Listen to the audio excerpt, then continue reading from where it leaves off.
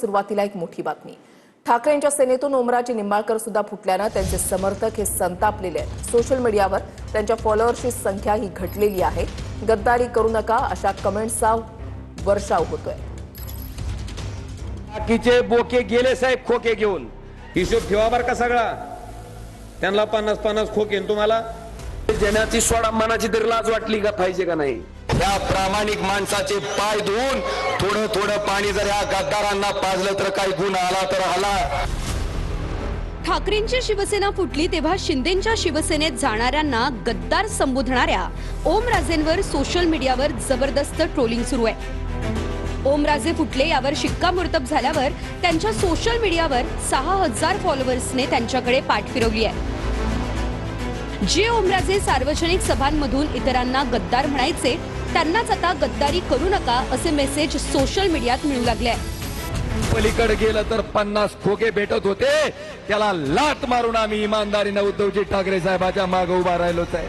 खोकापिटीच्या जमिनीने त्याला आमिषाला भुलून कुठं जाणारी माणसं नाही ती. सूर्याजी पिसाळ, खंडोजी खोपडे 350 वर्षाच्या नंतर सुद्धा जर गद्दारीचा डाग पुसला जाऊ शकत नसेल तर तसल्या खोक्यावर लात मारून खुद्दार व्हायचा निर्णय त्या ठिकाणी आम्ही घेतला. खोक्यांवर लात मारून खुद्दारीचा निर्णय आम्ही घेतला असं म्हणणाऱ्या ओमराजेंवरच संजय राऊतांनी 50 कोटींपेक्षा 15 कोटी ऍडव्हान्स घेतल्याचा आरोप केलाय. महाराष्ट्रातील खासदारांना विकत घेतलं जात आहे. मी म्हटलं काय भावाला, म्हणलं काय भाव आहे, भाव काय लागलाय म्हणलं. तर म्हणले भाव तोच आहे हमी भाव 50 कोटी, पण आज रात्रीपर्यंत सगळ्यांना 15-15 कोटी रुपये त्यांना आज रात्री पोचतायत आणि मग ते खासदार दिल्लीमध्ये येतील. त्याशिवाय ते विमानात बसायला तयार नाही असं मला सांगितलं. धाराशिवमध्ये ठाकरेंच्या सभेच्या वेळी त्यांच्या एका बाजूला ओमराजे असायचे तर दुसऱ्या बाजूला कैलास पाटील. तेच कैलास पाटील ठाकरेंचा निरोप घेऊन ओमराजेंकडे गेले, मात्र त्यांनाही ओमराजे भेटले नाही. मी परवा सन्मान्य पक्षप्रमुखांच्या त्यांच्या सूचनेनुसारच त्यांना भेटण्यासाठी म्हणून गेलो होतो उशिरा, परंतु काल माझी भेट होऊ शकली नाही. ठाकरेंच्या शिवसेनेने व्हीप बजावल्यानंतर ओमराजे बैठकीला येतील अशी आशा ठाकरेंच्या शिवसेनेला होती, मात्र तीही फोल ठरली. ओमराजे बैठकीला आलेच नाही. ते फुटले यावर शिक्कामोर्तब झाला. त्यामुळे त्यांच्या फॉलोअर्सनाही हा धक्का पचवता येत नाहीये. एकनाथ शिंदेंनी दुसऱ्यांदा शिवसेना फोडली असून ऑपरेशन टायगर सफल झाले. ठाकरेंचे 6 खासदार फुटल्याच्या बातमीवर शिक्कामोर्तब झालंय. कारण आज शिवसेनेच्या संसदीय दलाच्या बैठकीला 6 खासदार गैरहजर होते. बैठकीला अनुपस्थित राहिलेल्या खासदारांना नोटीस पाठवली असून खासदारांना 7 दिवसात उत्तर देण्याच्या सूचना देण्यात आल्या. ठाकरेंचे 6 खासदार फुटले यावर आता शिक्कामोर्तब झाले. यामुळे ऑपरेशन टायगर सफल झाले. शिंदेंनी ठाकरेंना दुसरा दणका दिलाय. ठाकरेंच्या शिवसेनेच्या संसदीय दलाच्या बैठकीला 6 खासदार गैरहजर राहिले. विशेष म्हणजे जे 2 खासदार ठाकरेंकडे परततील अशी आशा होती ते 2 खासदारही बैठकीला अनुपस्थित होते. जे खासदार अनुपस्थित राहिले यात परभणीचे खासदार संजय जाधव, हिंगोलीचे खासदार नागेश पाटील आष्टीकर, वाशिम यवतमाळचे खासदार संजय देशमुख, धाराशिवचे खासदार ओमराजे निंबाळकर, शिर्डीचे खासदार भाऊसाहेब वागचौरे आणि उत्तर पूर्व मुंबईचे खासदार संजय दीना पाटील यांचा समावेश आहे. यानंतर आता गैरहजर राहिलेल्या खासदारांवर कायदेशीर कारवाई करण्यासाठी तयारी सुरू झाली.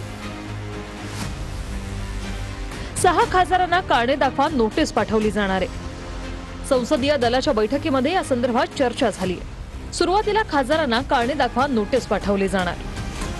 बैठकीला का नव्हते याचं उत्तर खासदारांकडून मागवलं जाणार. खासदारांना उत्तर देण्यासाठी वेळ दिला जाणार. वेळेत उत्तर न दिल्यास खासदारांवर कारवाई होणार. अब अभी हमारे एक ही काम है कि हमने उनको आज नोटिस जारी कर दी है. वो जो शोकॉज नोटिस जिसे कहते हैं वो जारी करे है. उनको मीटिंग नोटिस शाम तक मिल जाएगी हर एक को. उस नोटिस के बाद में मिलते ही उनको 7 दिन के अंदर हमें उनको उत्तर देना है. अगर जवाब नहीं आए तो कानूनन कार्रवाई होगी. या बैठकीत कायदेशीर मसुदा बनवण्यावर चर्चा झाली. जे फितूर झाले ते सगळे गद्दार असं विधान राऊतांनी बैठकीत केले. तुम्ही या वेळेला पूर्णपणे मशाल चिन्हावर शिवसेना उद्धव बाळासाहेब ठाकरे या पक्षाच्या उमेदवारीवरती निवडून आलेला असताना तुम्ही जर अशा प्रकारे बेईमानी करत असाल तर तुम्ही तुमच्या आईच्या दुधाचा लिलाव केला. बैठकीदरम्यान उद्धव ठाकरेंचा अनिल देसाईंना फोन आला. बैठकीतील चर्चेचे मुद्दे अनिल देसाईंनी ठाकरेंना सांगितले. संजय राऊतांनी बंडखोरांवर टीका करताना दुसऱ्या दिवशी सुद्धा शिव्या हासडल्या.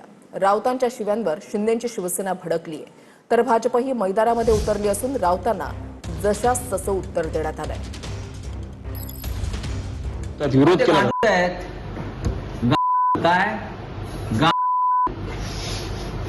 काय ते ठेवायचंय, आंदोलन होतात. ते शब्द काढायचा नाही. हे डरपोक हिंमत असलं या ना मतदारसंघात. कालपर्यंत जसे आमच्याकडे असताना एकटे फिरत होतात ना, तसे फिरा.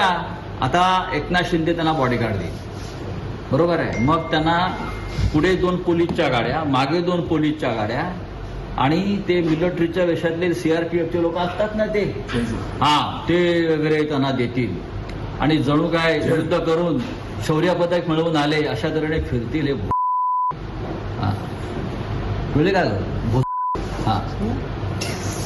बरं का, हे गद्दार लोक आम्हाला सांगणार. वंदनीय हिंदू हृदय सम्राट बाळासाहेब ठाकरे यांनी विचारांना घेऊन पक्ष स्थापन केला होता, हिंदुत्ववादाला घेऊन पक्ष स्थापन केला होता ना. तुमच्याकडे हिंदुत्व उरलंय. संजय राऊतांच्याच भाषेत सांगायचं झालं तर संजय राऊतांकडे आता गांधीत्व उरलेलं आहे. त्या गांधीत्वाची चिंतन शिंदे राऊतांना करावं, कारण त्यांना तीच भाषा शोभते.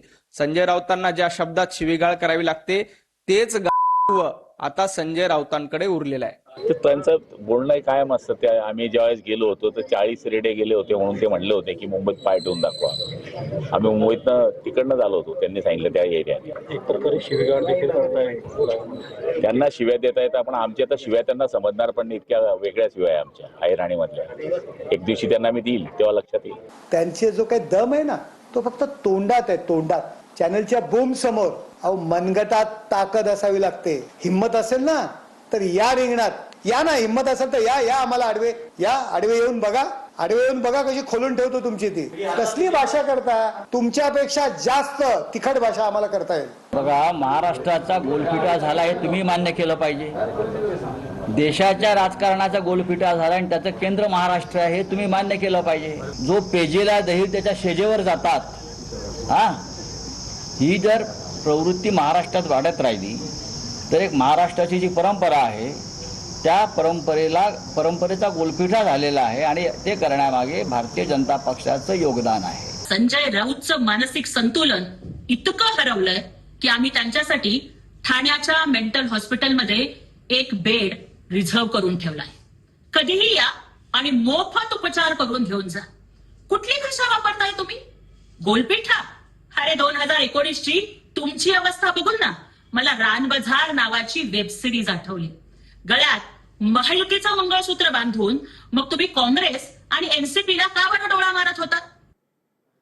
बंडखोरांच्या प्रवेशासाठी शिवसेनेचा वर्धापन दिनाचा मुहूर्त असल्याचं बोललं जात आहे. शिंदे ठाण्यामध्ये असून कायदेशीर बाजू तपासून प्रवेशाची घोषणा करणार असल्याची माहिती सूत्रांकडून मिळतेय. तर दुसरीकडे उद्धव ठाकरेंनी काही आमदारांना फोन करून राजकीय परिस्थिती जाणून घेतल्याची माहिती सूत्रांकडून मिळतेय. ऑपरेशन टायगरची चर्चा सुरू असताना बंडखोर खासदारांच्या पक्षप्रवेशासाठी उद्याचा वर्धापन दिनाचा मुहूर्त ठरल्याचं बोललं जात आहे. शिवसेनेच्या वर्धापन दिनीच शिंदे उद्धव ठाकरेंना सर्वात मोठा धक्का देणार असल्याची चर्चा आहे. उपमुख्यमंत्री शिंदे सध्या ठाण्यात असल्याचा शिंदेच्या शिवसेनेचा दावा आहे. तांत्रिक आणि कायदेशीर बाजू तपासून पक्षप्रवेशाची घोषणा केली जाणार आहे. 6 खासदारांचा पक्षप्रवेश उद्याच्या वर्धापन दिनी होण्याची शक्यता आहे. 6 खासदार सुरक्षेच्या कारणास्तव अज्ञात स्थळी असल्याची सूत्रांची माहिती आहे. शिवगर्जना मेळाव्यात ठाकरे अनेक महत्त्वाच्या मुद्द्यांवर भाष्य करणार असल्याचीही सूत्रांची माहिती आहे. दुसरीकडे उद्धव ठाकरे यांनी काही आमदारांना फोन केल्याची सूत्रांची माहिती आहे. आमदारांची विचारपूस करत ठाकरे यांनी राजकीय परिस्थितीची माहिती घेतल्याचं समजतंय. 4 दिवसांनंतर म्हणजेच 22 तारखेला उद्धव ठाकरे आमदारांसोबत बैठक घेणार आहे. उद्धव ठाकरे शिवालयामध्ये आमदारांशी संवाद साधणार आहेत. दरम्यान आज खासदार आलेत, उद्या आमदार येतील अशी टीका शहाजी बापूंनी केली आहे. निश्चितपणानं शिंदे साहेबांच्या शिवसेनेची ताकद मोठ्या प्रमाणावर वाढणार आहे आणि ऑपरेशन टायगर हे फक्त खासदारांचा आता झालेला आहे. पुढे कदाचित आमदारांचे लवकरच सुरू. कुठल्या भागातले आमदार अजून मार्गावर आहेत? असं मी निश्चितपणानं तुम्हाला सांगणार नाही, परंतु सर्व उबाटाचे आमदार हे सध्या अस्वस्थ आहेत, कारण त्यांच्या मतदारसंघातली विकासाच्या कामं सध्या होत नाहीत. अर्धा तास ईडी सीबीआय द्या, सगळ्यात आधी गिरीश महाजनांना फोडतो असं वक्तव्य संजय राऊतांनी केलंय. गद्दारांशी राडे करायचे नाही तर कुणाशी करायचे असा सवालही त्यांनी केलाय. तर यावर राऊत वैतागलेत. जे काही झालं ते त्यांच्यामुळे झालं असं उत्तर गिरीश महाजनांनी दिलंय. मी त्या कोणते तुमचे एक मंत्री आहेत, लोक त्यांना बायले म्हणतात, गिरीश महाजन हे काय राडे करणार, हे काय राडे करणार असं गिरीश महाजन म्हणतायत. गद्दारांशी नाही राडे करायचे तर कोणाशी करायचे. माझ्याकडे एक दिवस ईडी आणि सीबीआय आली ना, सगळ्यात आधी गिरीश महाजनला फोडून दाखवतो. एक दिवस नाही, अर्धा तास जरी ईडी सीबीआय माझ्याकडे आली तर सगळ्यात आधी या गिरीश महाजनला मी नाही फोडून दाखवला तर बघा. आणि परत सांगतो, अर्धा तास ईडी सीबीआय आणि पोलीस द्या, गिरीश महाजन पहिला फुटेल. गिरीश महाजन ही व्यक्ती पहिली फुटेल. लोकच निघून जातात, खासदार निघून जातात, आमदार निघून जातात, आता नगरसेवक निघून जातील. त्यामुळे यांच्या बोलण्यामध्ये काही फार तथ्य नाही. त्यांना बोलू द्या काय बोलायचं, ते काय कसं बोलतायत, काय शिवीगाळ करतायत, किती घाणेरडं बोलतायत, तुम्ही दाखवू शकत नाही.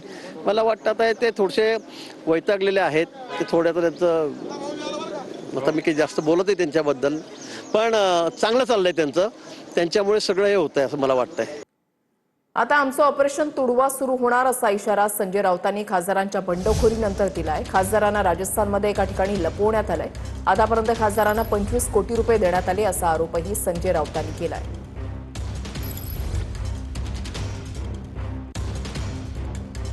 ठाकरेंच्या 6 बंडखोर खासदारांच्या विरोधात बीडमध्ये ठाकरेंची शिवसेना आक्रमक झालेली आहे. 6 खासदारांचे प्रतिकात्मक पुतळे जाळून आंदोलन करण्यात आलंय. 6 पैकी एकही खासदार बीडमध्ये आल्यास गाडी सकट जाळू असा शिवसैनिकांनी इशारा दिलाय.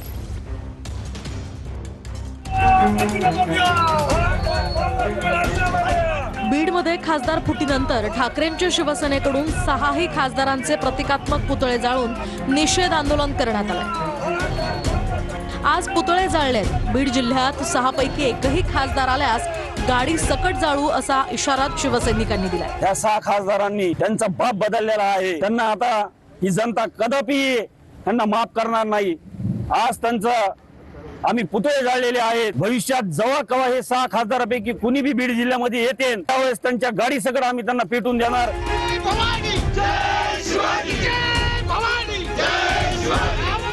तर यवतमाळमध्ये सुद्धा खासदार संजय देशमुखांविरोधात शिवसैनिक आक्रमक झाले. खासदार संजय देशमुखांच्या प्रतिकात्मक पुतळ्याचं दहन करण्यात आलं. देशमुखांच्या पुतळ्याला जोडे मारत शिवसैनिकांनी आंदोलन केलं. तर तिकडे वाशिममध्ये सुद्धा खासदार संजय देशमुखांविरोधात ठाकरेंची शिवसेना आक्रमक झाली आहे. पाटणी चौकात देशमुखांच्या प्रतिमेला जोडे मारत आंदोलन करण्यात आलं.